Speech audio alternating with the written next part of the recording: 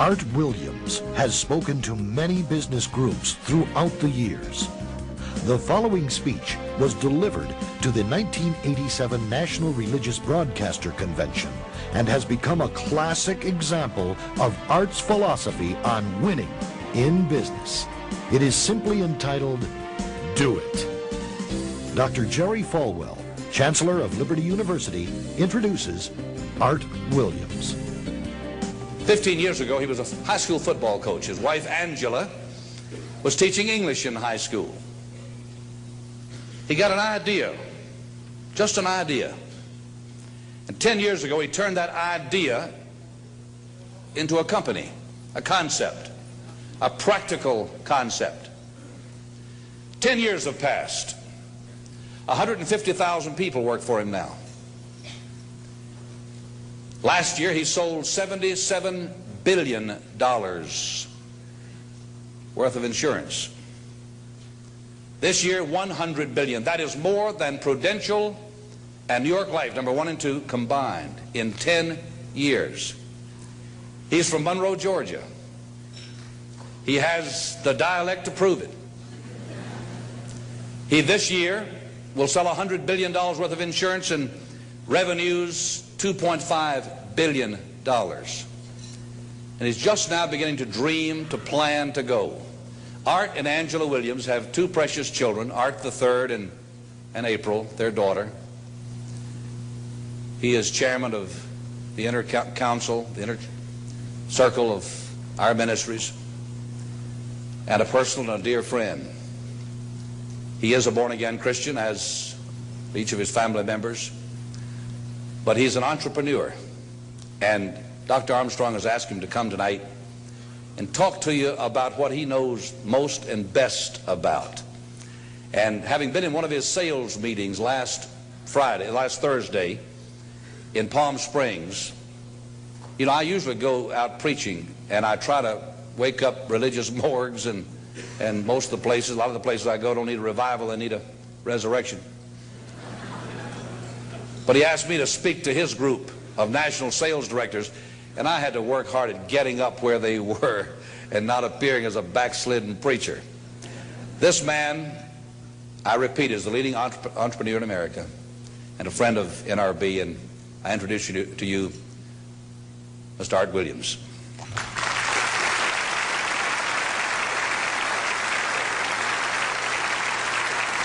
Thank you. Thank you, Jerry. And I tell you, I don't know if I've been this nervous in a long time. This is the most intimidating thing that I think's ever happened to me.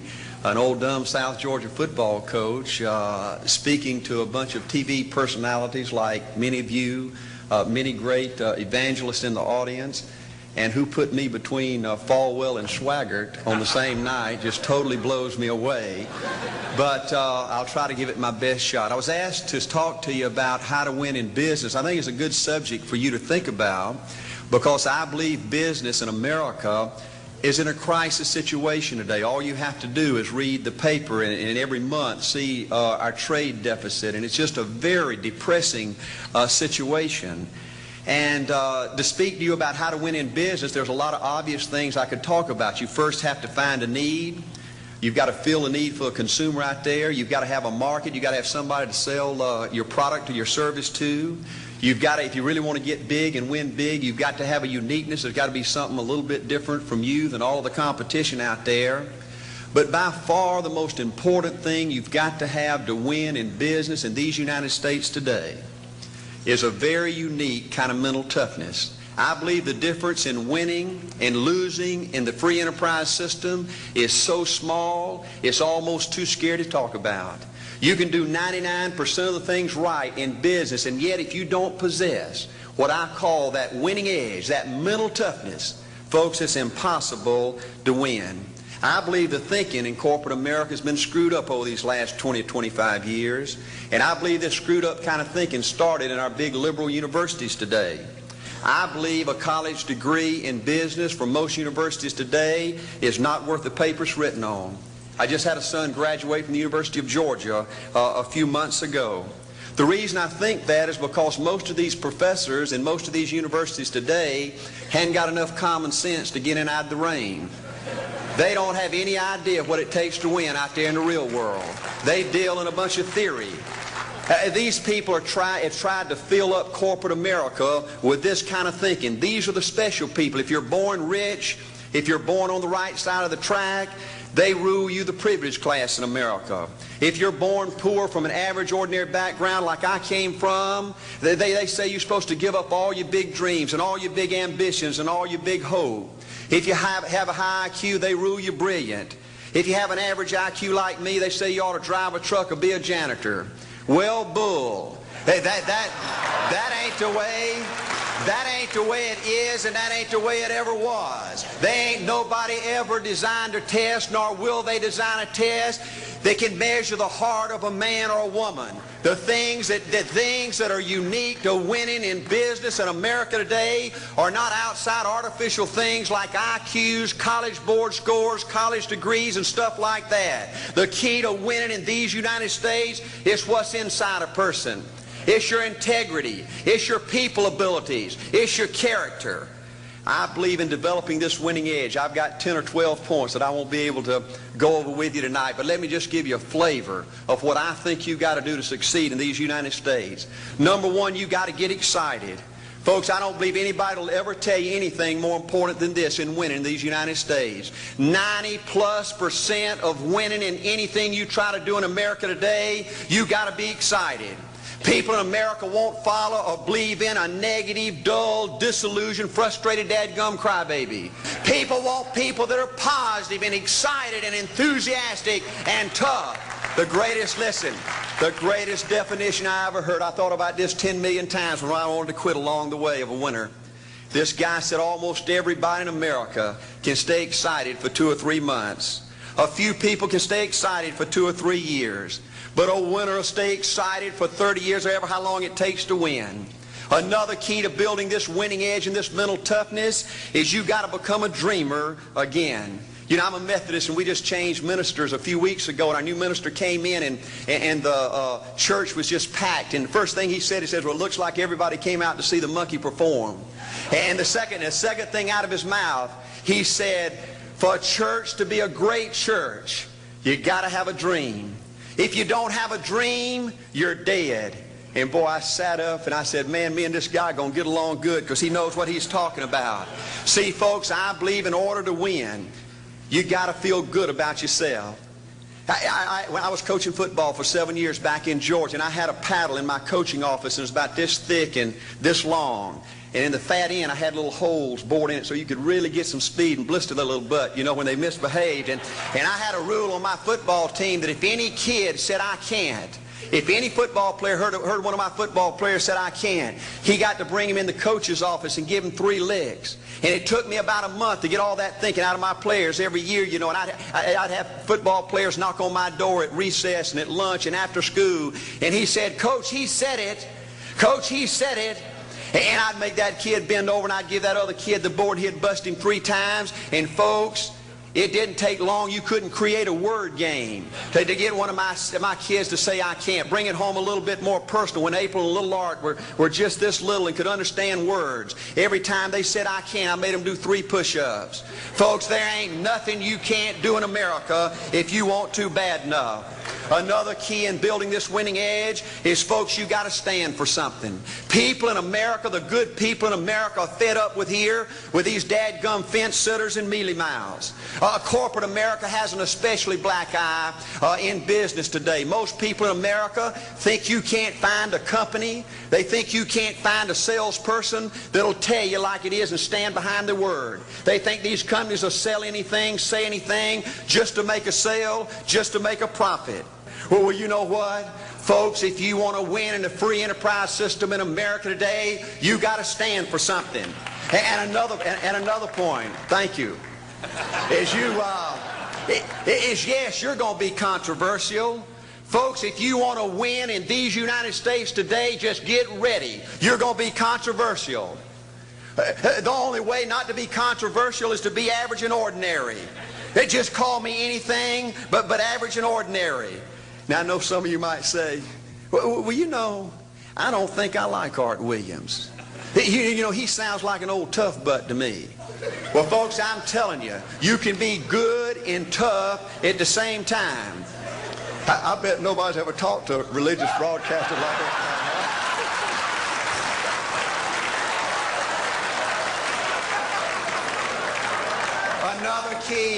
Another key to developing this winning attitude that'll give you a chance to do something great in American business is, folks, you've got to make a total commitment to what you're about.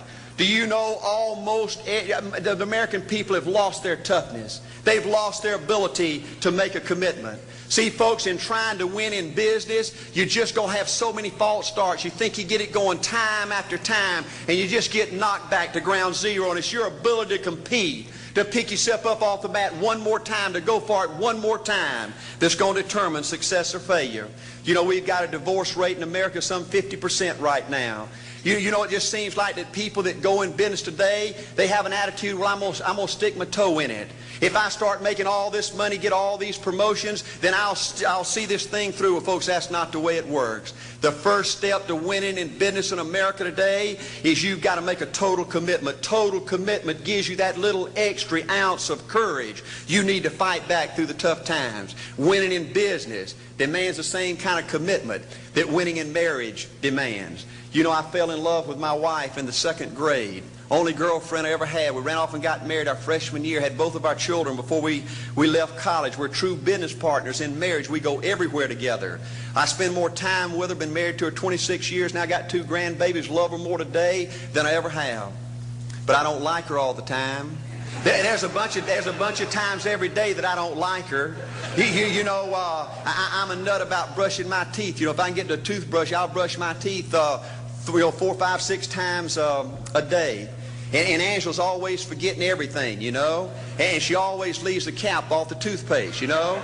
And when I go in there to brush my teeth, the cap's off. It's got that hard little crust around the edge. You know, it just burns me more than I can tell you, you know. And I get on Angela's nerves about a lot of things. You know, we were having dinner last week, and every time we get through, Angela kicks me under the table, you know, and gets me back in my room and says, "Art, you ain't got no class." You know, I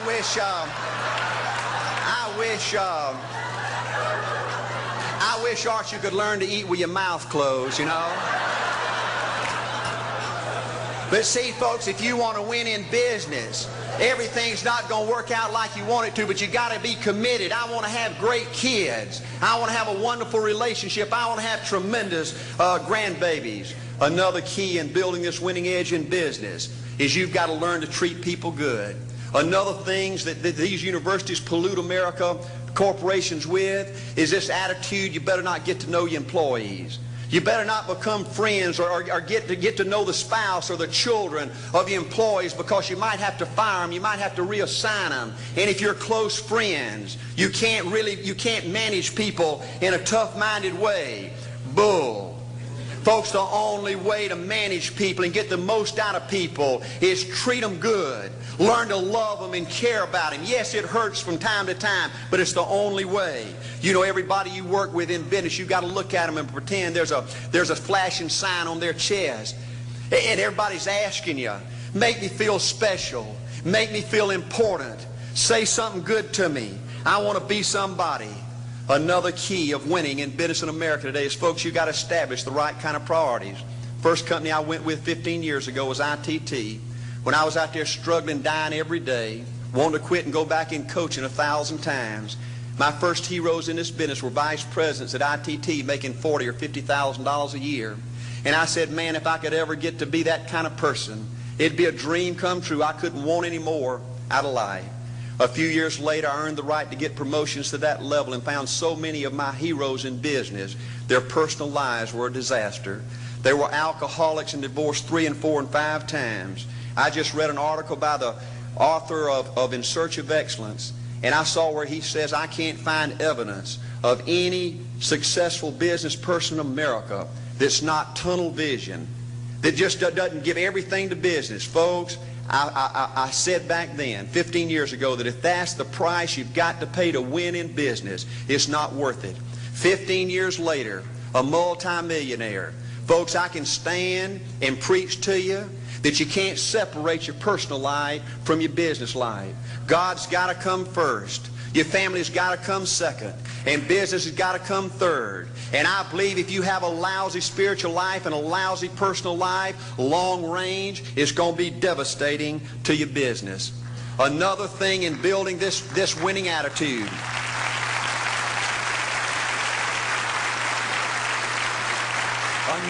Another thing in building this winning attitude in business. I see tall people make it big in business and short people, dumb people and smart people, fat people and skinny people. But if you cut open the winners in business, I see a heart of a champion. And all these people are competitors and they don't quit.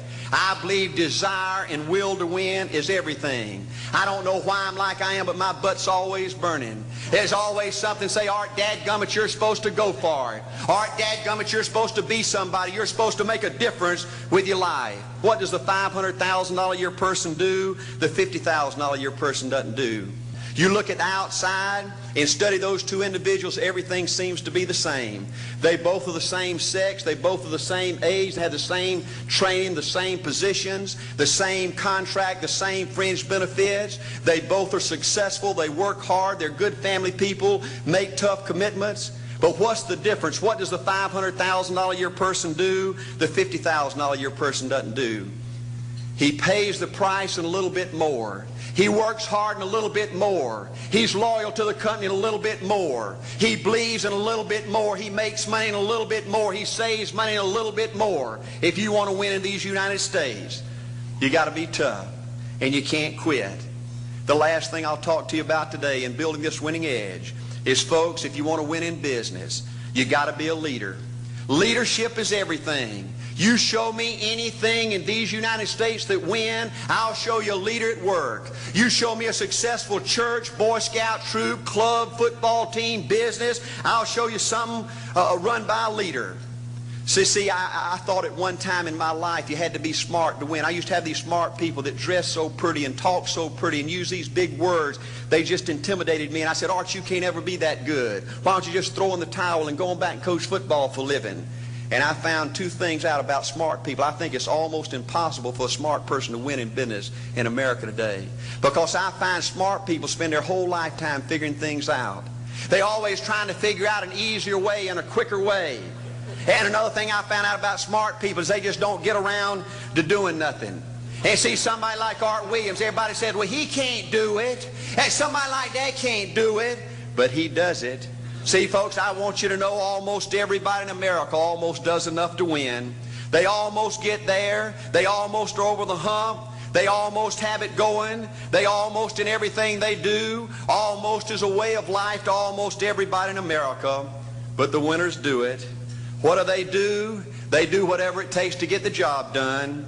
They do it and do it and do it and do it and do it until the job gets done. And then they talk about how great it is to be somebody they're proud of. We need leaders in America who can do it. If you want to become somebody, do it. If you want to go in business for yourself, do it. If you want to become financially independent, do it.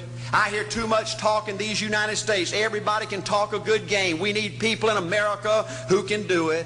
I go all over this country with A.L. Williams, and I have people say, Art, you can count on me. Wonderful. Just do it. Art, I guarantee you this is my last stop. I'm going to win now. Super duper. Just do it. Art, if I could just have one good month and get the ball going, I know I could make it big. Super. Just do it. Art, if I could just pay off this debt, I could really go.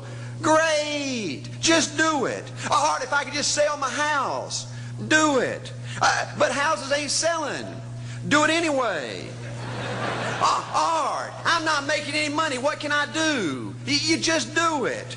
Do what, Art? You do it and do it and do it. Art, I guarantee I'm going to win this contest. Super duper. Just do it. Art, I'm over the hump now. Watch my smoke. Great. Just do it. Art, I want to make it so bad I can taste it. What I do? You just do it.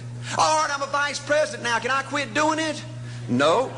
Art, I don't know if I can keep on keeping on. I'm really hurting. What I do? You just do it. Do what, Art? You do it and do it and do it. Art, all my life I wanted to be somebody important. Well, what do it then? Art, I'm going to save money so I don't have to go through this again. Great. Just do it. Art, I don't feel like I've had enough training. What I do? You just do it. Art, my manager don't give me no help. What I do? You just do it. Art, you don't understand. I was Mr. Everything at my former company. You don't mean I have to start off down at the bottom and do it, do you? Yep, you really got to do it. Art, what's the primary difference between winners and losers? The winners do it. They do it and do it and do it and do it until the job gets done. And then they talk about how great it is to finally have achieved something unique, and how glad they are that they didn't quit like everybody else, and how wonderful it is to finally be somebody they're proud of and make a difference with their life. Thank you.